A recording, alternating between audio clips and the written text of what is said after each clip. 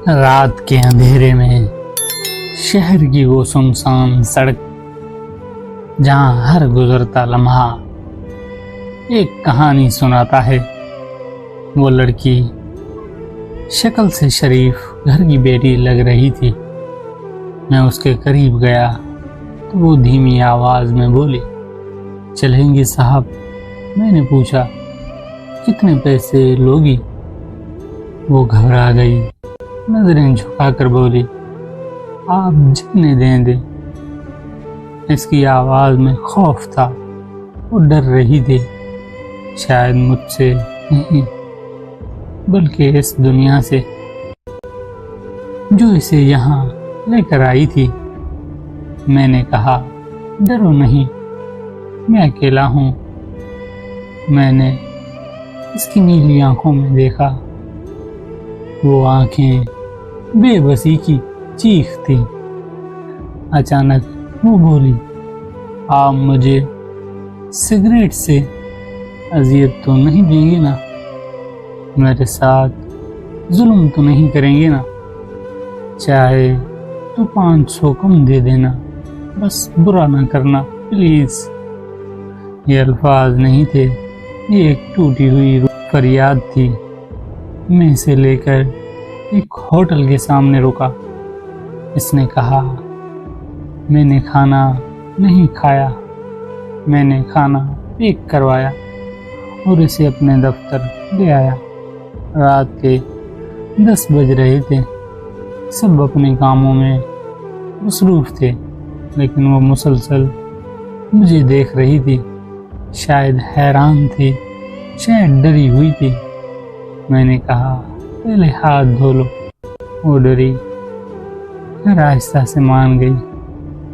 وہ میرے سامنے بیٹھی، وہ ایسے کھانا کھانے لگی جیسے صدیوں سے بھوکی ہو۔ کھانا ختم ہوا تو بولی، یہ بچا ہوا کھانا میں گھر لے جا سکتی ہوں؟ میں نے مسکرا کر کہا، ہاں۔ پھر وہ خاموشی سے برقع اتارنے لگی۔ میں نے فوراً کہا، رک جائیں۔ وہ حیران ہو گئی، میری آنکھوں میں دیکھ کر بولی، جلدی کریں اور مجھے واپس چھوڑ دیں۔ میں نے کہا، نہیں، پہلے یہ بتاؤ تم یہ سب کیوں کرتی ہو؟ وہ مجھے دیکھنے لگی، پھر ہلکی سی ہنسی کے ساتھ بولی، آپ پاگل لگتے ہیں۔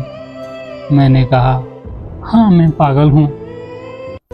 میں نے اس کے سر پر ہاتھ رکھا اور اپنے پرس سے 10,000 روپے نکال کر اس کے ہاتھ میں رکھے۔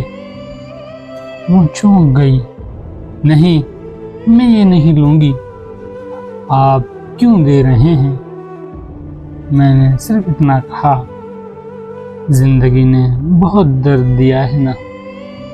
یہ سنتے ہی اس کی آنکھوں سے آنسو بہنے لگے۔ وہ ٹوٹ چکی تھی۔ کار میں بیٹھ کر وہ کانپتی آواز میں بولی، مجھے واپس چھوڑ دیں۔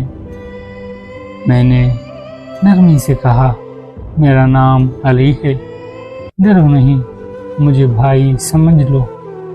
پھر وہ بولی، شوہر مر گیا، 3 بیٹیاں ہیں، سسرال والوں نے نکال دیا، ماں باپ بھی نہیں رہے، ماموں کے گھر گئی، ماموں کے بیٹے نے میرے ساتھ برا کیا۔ جب مامی کو بتایا تو انہوں نے بھی مجھے ہی غلط کہا اور گھر سے نکال دیا۔ پھر ایک بوڑھے سے شادی کروائی گئی، اس کے بچوں نے بھی بہت ذلیل کیا اور وہ بھی مر گیا۔ اب بیٹیوں کو لے کر در بدر ہوں۔ یہ سن کر مجھے لگا جیسے زمین ہل گئی ہو۔ یہ لڑکی گنہگار نہیں تھی، یہ حالات کی ماری ہوئی تھی، اور ہم اسے صرف ایک نام دیتے ہیں، بد کردار۔